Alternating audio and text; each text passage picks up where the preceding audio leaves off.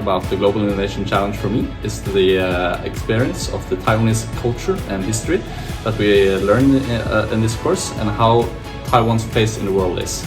And along with that, how we solve a case in a multicultural team for a Taiwanese corporation.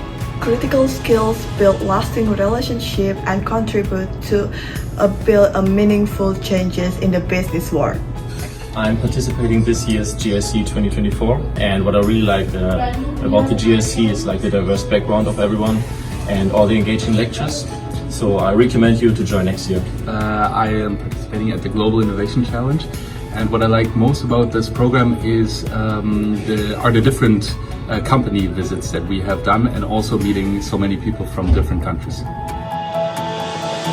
The Global Innovation Challenge is a program where postgraduate students from all around the world come together to solve real-life business challenges. This unique challenges leverages the latest in digital technology and sustainability practices, driving economic growth across Asia. What I like most about this challenge is meeting new people from different countries and the overall organization. Hi, I'm Trisha from St. Lucia, a student in the GIC program, and I learned about the dynamics in the Taiwan economy.